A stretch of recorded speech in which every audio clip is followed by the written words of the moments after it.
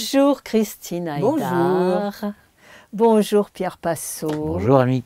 Je suis très contente de recevoir ces deux personnalités aujourd'hui parce qu'ils sont tous les deux membres de la République de Montmartre. Alors nous avons le Premier ministre Pour vous servir. de la République de Montmartre et ambassadrice. Ministre des Belles Lettres, maintenant Ah. je suis maintenant ministre honoraire. C'est-à-dire que je suis un ministre en exercice mais qui ne fiche rien. Et alors nous avons votre éditrice qui est Oui. là et qui elle est consul. Absolument. Donc Lisbeth, bienvenue aussi, Lisbeth Passot. Donc on va parler de vos livres qui viennent de sortir. Hein. Oui. avec Alors on va commencer par les femmes, hein, honneur aux Voilà, femmes, hein, allons-y, c'est oui. normal. Donc ça s'appelle Du Crazy Horse à Istanbul et c'est ton histoire. plaisir. Oui, alors j'ai écrit quelques souvenirs comme ça en vrac. Je n'ai pas voulu faire vraiment une biographie dans l'ordre, je suis venu à tel endroit, etc. Ouais. Donc j'ai fait un abécédaire, donc avec des souvenirs. Ah carrément, Voilà, oui, A comme aéroport, etc. Donc voilà, donc ça se D'accord. mélange un peu. C'est un ça peu, se mélange, c'est on rigolo. saute du coq à l'âne, mais On voilà. peut c'est- l'ouvrir au milieu, Ouais, voilà, ça voilà, gêne absolument. pas. Ouais, oui. Et alors donc ton histoire, tu as toujours été artiste dans l'âme à Bah 5 oui, ans oui, j'ai commencé tu la faisais danse de la classique danse, ouais. quand j'avais 8 ans. Et puis voilà, puis j'adorais ça. Et après, ça a bifurqué plutôt sur le théâtre. Et j'ai quand même continué à danser. J'ai dansé 2 ans au Crazy Horse, donc ça, c'est pas l'opéra, évidemment, mais Ah, mais c'est un, voilà, c'est un lieu J'ai magique. passé 2 années magnifiques Ouais. là-bas, oui, oui, oui. Et ensuite, tu es allé jouer plus loin. Oui, après, j'ai eu Parce que l'occasion Istanbul, de... nous dit-on. Oui, j'ai eu l'occasion de travailler en Turquie, voilà, de danser en Turquie dans des cabarets, de chanter, Et et de faire des films avec le Delon turc, entre voilà, autres. c'est ça. Tu as Oui, côtoyé de très nombreuses Oui, personnalités, j'ai absolument, vu. oui, oui. oui. Ah, tu peux nous faire la liste, hein. Oh bah non, Ah, c'est si, trop long. si. C'est trop long. Non, j'ai connu beaucoup de personnalités, oui. Oui. Par hasard, les hasards de la vie ont fait que... Dans les films, en fait, dans les films que Dans tu les films, tournais. en France, non, j'ai pas vraiment tourné avec des... Si, Roger Hanin. Si. Roger Hanin, il y avait Bernard Verlec, il y avait encore personne de très très connu en France. Ouais. Et à Mais- Istanbul, Bah, Istanbul, oui, c'était des stars, vraiment. Ah, c'était des stars le de Delon là-bas. turc, il y avait le Delon turc. le Delon turc, un très beau garçon, ouais, ouais. Oui. Et puis, qui était médecin d'ailleurs. Lui, là, il a été médecin et après, il est devenu acteur. Artiste. donc, Et donc le livre vient de sortir et Oui. tu vas aller un peu partout le présenter. Ben oui, on a fait quelques signatures déjà, justement Ouais. à la République de Montmartre, à la Biennale du Livre. Ouais. Donc là, il y a eu beaucoup de visiteurs, c'était très, très bien. Et Et quels puis- sont les moments forts alors de ça? Parce que tu dois raconter C'est beaucoup de dommage choses. que vous ne à l'ayez part. pas lu parce qu'il y a tellement de Ben choses, oui. je ne peux pas vous expliquer tout ça Ah, en bah, 2 tu minutes. peux en choisir. Tu Des peux en moments forts, choisir. je ne sais pas. Oui. J'ai tourné avec Buñuel quand j'avais 9 ans, par exemple. Ah, c'est très tôt, oui, pour Oui, tourner ça avec c'était. Buñuel. Ouais, ça, c'est un En tant que personnage. danseuse? Non, non, pas du tout. Ben non, oui, non, pas du tout. 9 ans. Non, je faisais la petite fille violée du film de Buñuel. Ah, Violée par son grand-père. d'accord. Alors là, il y avait Georges Marchal et Lucia Bosé, qui était, je ne sais pas si vous connaissez. Chia Bosé, ben Magnifique oui, actrice, on connaît ses Très grands belle noms. femme. Et Ouais. c'était une petite scène, mais c'était un petit rôle. C'était un petit rôle, mais c'était important parce que les 2 personnages principaux se retrouvaient à Montchevet. Il était médecin, Georges Marchal, très beau garçon aussi. Et ils se rencontraient à Montchevet. Donc voilà, c'était une scène un peu clé du film. Et c'était facile pour toi à 9 Non, ans? bah non, pas du tout. J'ai détesté faire ça. Ah bon? Ah non, non, non, non. Non, non, on va traîner un peu de... C'est vrai. Parce de qu'avec mon force. frère, nous avions eu l'occasion de faire ce qu'on appelait à l'époque des réclames pour le cinéma. Oui, Donc, absolument. c'était des pubs en fait Ouais, pour le c'était cinéma. des pubs. Et on avait 4 ans ou 5 ans. Et parce qu'on avait un voisin qui s'appelait... moi, comment il s'appelait le producteur de pub là Daniel Cauchy. Voilà, Daniel Cauchy, qui était un acteur de la Nouvelle Vague. Ouais. Et qui était notre voisin, donc rue Pigalle, on habitait rue Pigalle. Et donc, il nous avait fait faire ces réclames. Donc, il y avait des photos de nous qui traînaient un peu partout dans les productions. Donc, un jour, Buñuel avait besoin d'une petite fille de 9 ans, un peu chétive. Et ce qui était mon cas, j'étais toute maigrichonne et très Il a dit nerveuse. c'est celle-là. Oui, absolument. Oui. Donc, Et tes parents étaient d'accord Ah bah avec oui, tout oui, ça? oui, oui, mon père était musicien, on était un peu Ah dans d'accord, le vous métier. étiez des enfants de la balle déjà. Donc, Ah, voilà, donc j'ai fait ce truc, mais ça ne m'a pas plu du tout. d'accord. Ah, non, non. Et tu Fallait t'es que dit, pleure, je ferais jamais fallait que ce je métier. pleure, c'était très difficile. Oh oui, faire pleurer Ah bah une oui, petite c'était fille. difficile, oui, oui. T'as réussi? Oui, parce que comme j'étais hyper nerveuse et alors justement la scène d'audition était amusante parce qu'on arrive au studio de Courbevoie, alors il y avait les autres petites filles avec leur maman qui étaient encore plus intimidées que nous, enfin bon c'était drôle.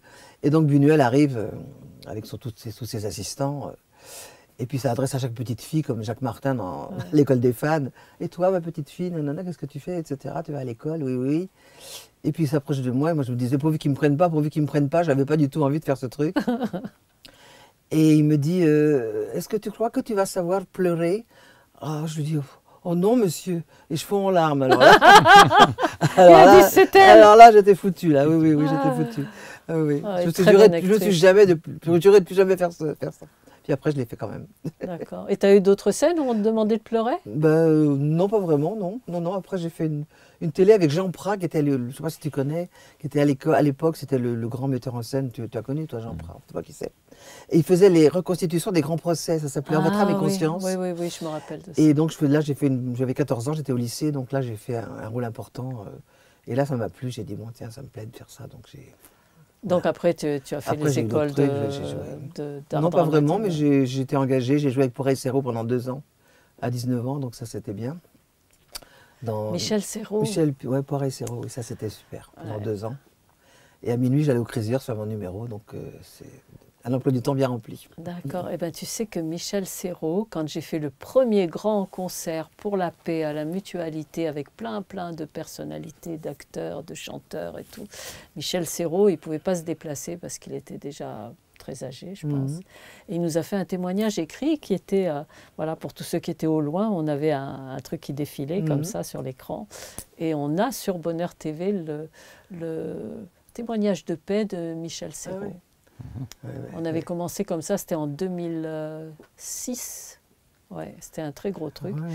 Lui, il était tout à fait comme ça. Il avait failli être prêtre d'ailleurs. Il a fait le séminaire. D'accord. Oui, et alors, tu es rentré d'Istanbul quand? Après toute cette carrière? Je n'ai jamais vécu vraiment. Hein. Ah, tu faisais J'allais des régulièrement faire des ça. films ou des tours de chant qui duraient en général 3 semaines. Dans des cabarets, alors justement, tu me demandais s'il y avait des cabarets. Ce sont en fait ils appellent ça des casinos, mais ce ne sont pas des casinos où on joue, ce sont des casinos en fait. Donc ce sont des cabarets en fait. Et là, il y a un spectacle qui dure très longtemps avec il y a un chanteur de folklore, alors lui, ça dure des heures, on sait quand il rentre sur scène, on ne sait pas quand il va sortir. C'est des dîners-spectacles. Oui, des dîners-spectacles, oui. Et voilà, donc Puis après, on a c'est pas une vedette à l'américaine, mais moi j'étais passé donc en avant-dernier, quoi, si vous voulez. Et après, il y a toujours une vedette à la turca, comme ils disent, avec le grand orchestre symphonique et les grandes. Et toi, tu passais avec un orchestre? Oui, non, je chantais sur une bande, enregistrée. Ouais, d'accord. Alors j'avais un pot pourri parisien, j'avais 2 chansons en turc, puis une danse très, très rythmée. Voilà. D'accord.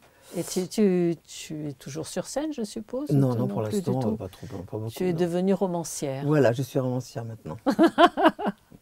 Alors écoute, longue vie à ce...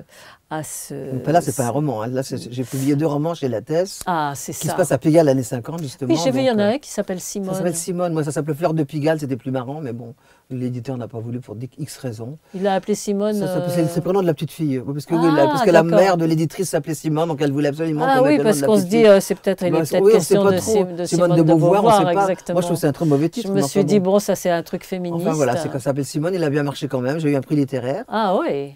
Le prix Lafayette. Bon, c'est pas le concours, certes, mais... Et le deuxième livre, c'était quoi? Et c'est la suite, c'est un polar. Donc toujours la même petite fille à oui, Pigalle, l'année 50. Tu écris tout un tas de choses oui, puis un livre pour enfants aussi. Ouais. Et un livre pour enfants chez Belin aussi. D'accord. Des contes? Non, on fait un genre de conte qui se passe à Istanbul, parce que justement, comme je connaissais un peu...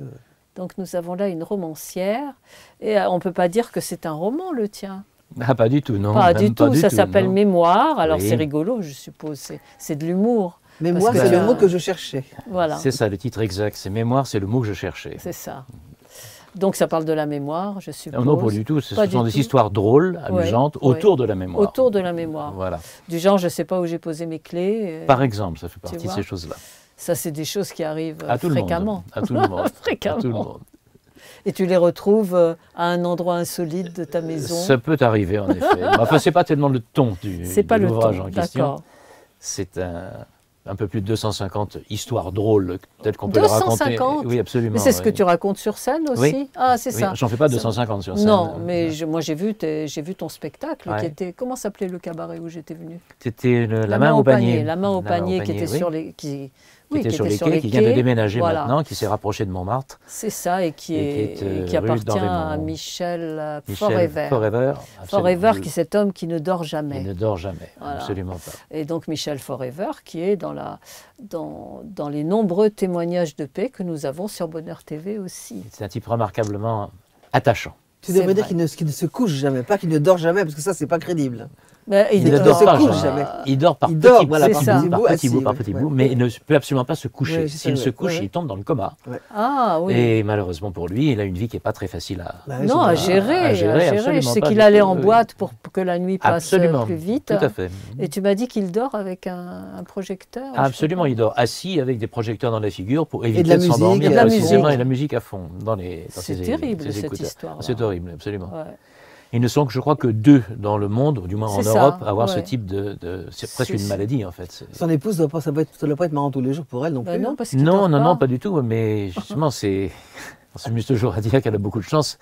Elle vit avec un homme qui ne se couche jamais, ce qui est assez rare.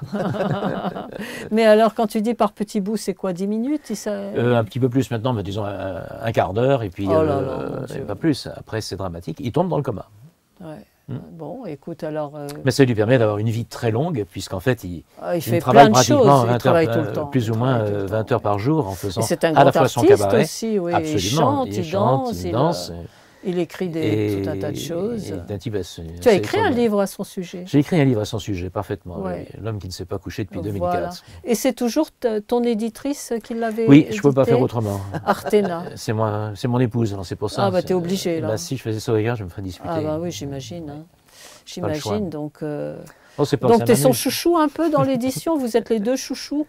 Moi, j'arrive dans l'histoire de l'édition, en tout cas. On se connaît depuis 25 ans oui, c'est ça, avec Lisbeth, mais en fait, c'est la première fois que nous travaillons ensemble sur un livre. Nous sommes des grands amis depuis très longtemps. Voilà, c'est la République de Montmartre. Alors, Monsieur le Premier ministre, c'est comme ça qu'on s'adresse à vous. Oui, vous pouvez rester couverte. Oui, ça fait maintenant presque 20 et quelques années que j'y suis déjà Premier ministre. Et que tu es Premier ministre. Oui, tout à fait. Oui. Alors, c'est ta tâche en tant que Premier ministre? Eh bien, j'ai un cabinet de 28 ministres. Voilà, qui viennent te raconter tout ce qu'ils font. Oui, qu'on essaye de coordonner tout simplement. D'accord. Au niveau de toutes les actions qu'on peut mener dans l'objectif. Ce sont des actions humanitaires principalement. Absolument, oui, voilà, tout à fait. Pas que sur la butte Montmartre, c'est dans le monde entier d'après ce que tu m'as dit. Tout à fait, enfin, nous avons des ambassades dans le monde entier. Moi je suis ambassadrice. Mais j'en suis très fier.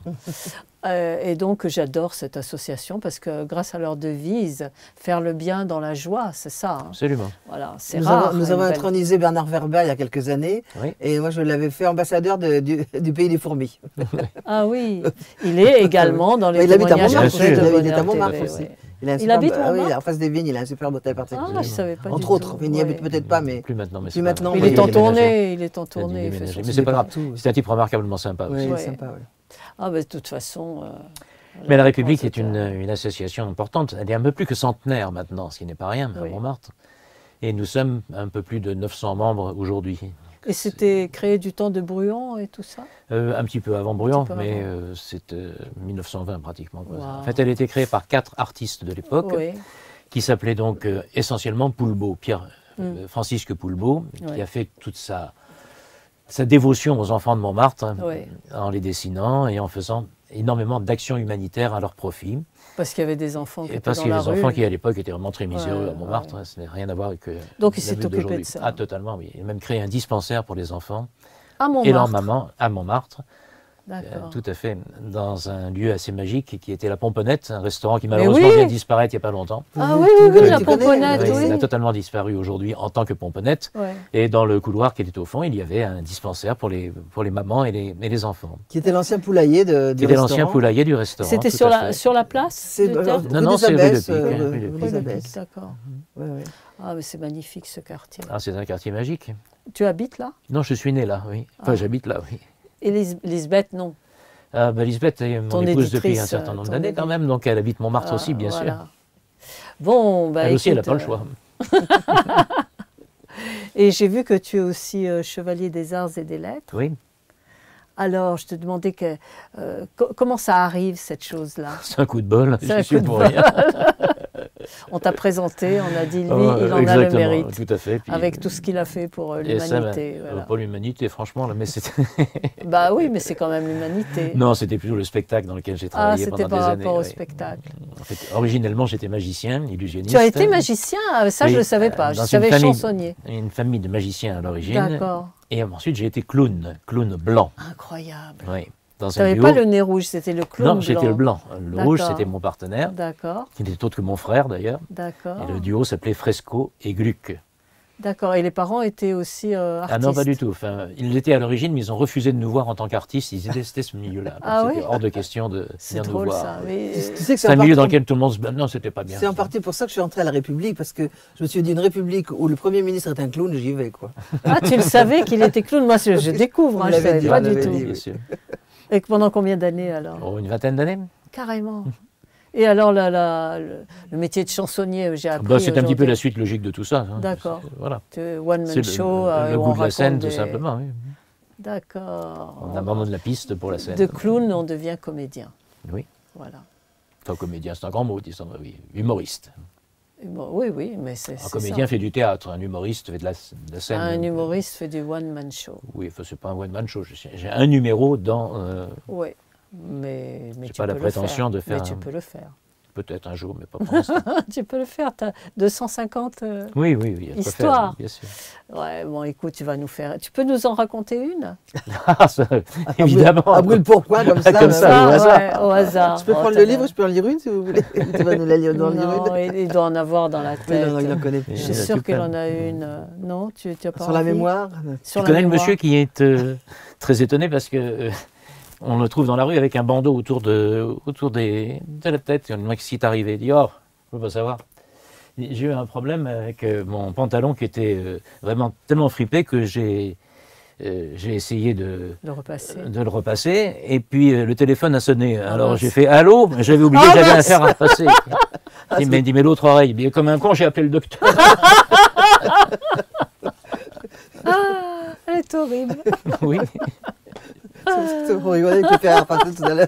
Pardon? On rigolait avec le fer à repasser tout à l'heure. Oui, c'est pour ça que ça m'y a fait penser à l'instant. Et donc, ton épouse ne doit pas s'ennuyer avec tout ça. Tu lui demanderas.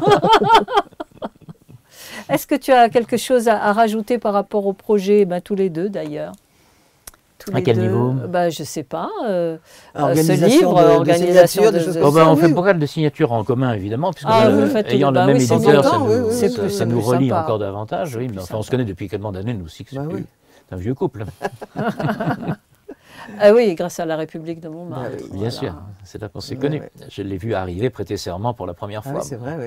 Ah oui, parce que c'est toi qui donnes les décorations. Non, je ne donne pas les décorations, c'est le président de la République. Ah, c'est le président. Il y avait des grands galas à l'époque, c'était bien au pavillon Dauphine, c'était très chic. C'était très chic à l'époque. Très chic, oui. Maintenant, c'est un petit peu dégradé en termes de chic. Pas pour le reste, bien entendu.